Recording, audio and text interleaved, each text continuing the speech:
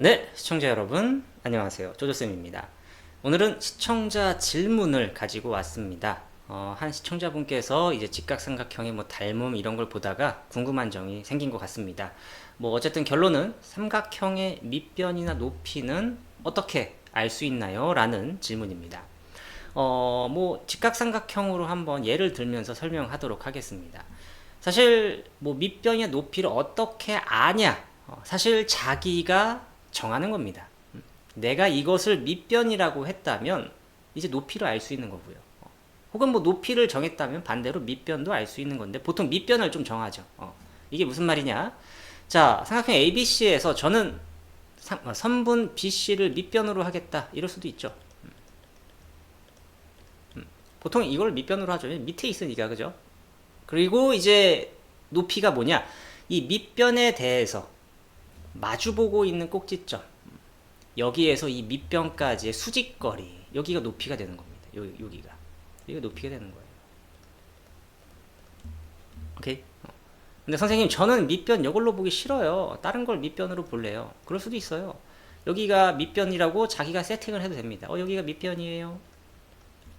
그럼 이거에 마주보고 있는 꼭지점에서 이 밑변까지의 수직거리, 여기 BC, 이게 높이예요. 또 어디를 밑변으로 할 수 있을까요? 선생님, 전 여기도 별로예요. 선분 AB를 밑변으로 할게요. 밑변. 그럼 높이는 누구일까요? 밑변에 마주보고 있는 점에서 AB까지 수직거리, 수직으로 갔을 때 여기가 높이가 되는 겁니다. 그래서 밑변과 높이는 이렇게 정해지는 거지 무조건 어디가 밑변이고 어디가 높이다 뭐 이런 건 아니에요. 자기가 어디에 두고 문제를 해결하느냐에 따라 좀 다른 거죠. 그래서 삼각형의 넓이를 구할 때 밑변 곱하기 높이 나누기 2 이거 하잖아요. 이거를 그냥 무작정 외웠다면 왜 높이가 항상 수직거리지? 왜 수직이 되는 거지? 밑변에 대해서 이런 거에 대해서 이제 알기가 좀 힘든 거죠. 원리를 좀 아셔야 됩니다. 근데 알려드릴 건데 이 영상에서 직각삼각형 말고 또 다른 삼각형으로 한 번만 더 연습하고 뭐 왜 높이가 항상 밑변에 대해서 수직인지에 대해서도 이야기를 해봅시다. 알겠죠? 또 일단 다른 삼각형도 그려볼게요. 방금은 직각이니까 좀 뭐 쉬워 보였어요. 이번 직각이 아닌 뭐 예를 들어서 보통 예각삼각형도 있을 거고요. 이렇게. 혹은 뭐 둔각삼각형도 있을 겁니다. 보통 친구들이 둔각 처음 배울 때 어려워하거든요. 여기 A, B, C, 뭐 D, E, F라고 합시다. 자, 뭐 평범하게 여기를 밑변으로 하면 재미없을 것 같아서 여기를 한번 밑변으로 해보겠습니다. 밑변. 그럼 높이가 어디가 된다? 밑변에 마주보고 있는 점. 여기에서 밑변까지의 수직으로 되는 이 길이. 여기가 바로 높이가 되는 겁니다. 아시겠습니까? 자, 이거 둔각삼각형 뭡니까? 여기가 밑변이라고 했을 때 높이 어디예요? 높이 어딥니까? 마주보고 있는 꼭지점이 여기인데 여기에서 여기까지 수직으로 이렇게 그을 수 있어요? 못 그어요. 그렇기 때문에 둔각일 때 좀 어려웠죠? 이렇게 해가지고 이렇게 연장선 그어가지고 여기 G라고 할까요?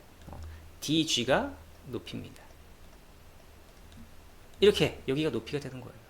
아니 근데 선생님 아까 높이가 다 삼각형 내부에 있었는데 왜 얘만 높이가 이렇게 밑변 벗어나가지고 반칙 아닙니까? 이럴 수 있지만 이런 이유가 아까 말씀드렸던 넓이 원리를 좀 더 정확하게 아셔야 이런 것들을 이제 생각할 수 있는 겁니다. 이제 그거에 대해서 한번 이야기해 보도록 하겠습니다.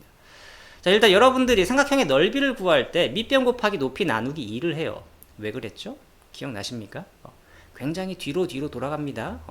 여러분들이 삼각형의 넓이를 배우기 전에 무슨 넓이를 배우냐면요. 평행사변형의 넓이를 배워요. 평행사변형. 평행사변형은요. 이 삼각형을 똑같은 거를 복사해서 여기다가 거꾸로 잘 대칭해서 붙이는 겁니다. 이런 식으로 붙이는 거예요. 물론 여기 부분 밑변 높이는 좀 지울게요. 이렇게 그리면 안 되니까.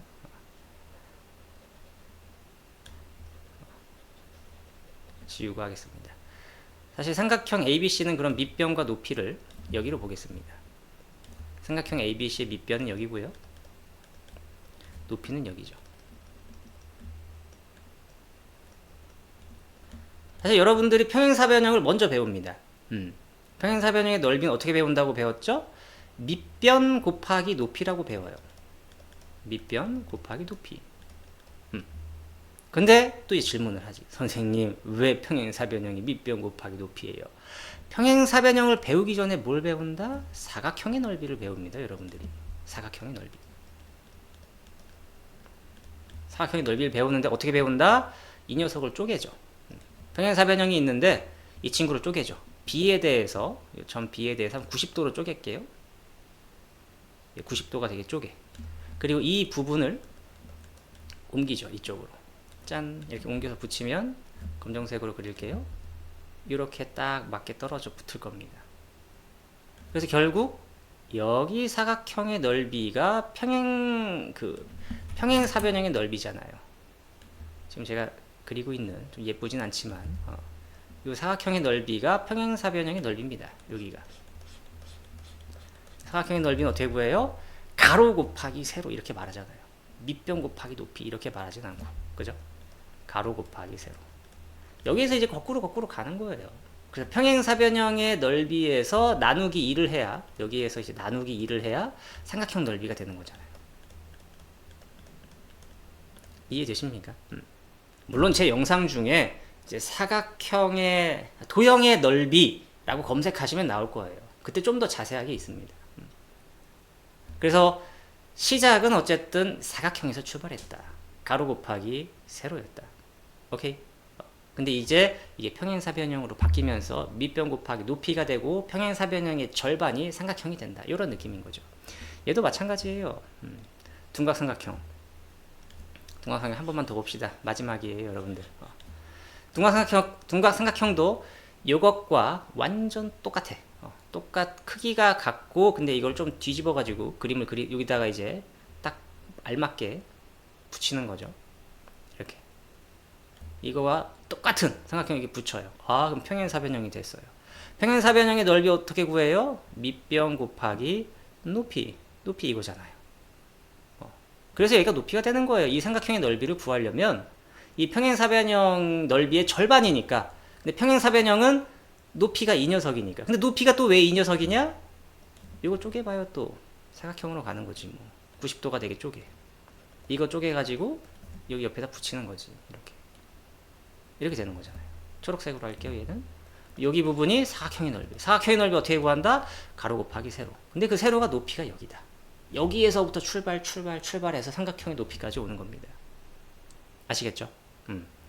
네, 이렇게 해서 오늘 삼각형의 밑변과 높이가 어떻게 정해지는지 사실 본인이 정하기 나름입니다. 이해되시죠?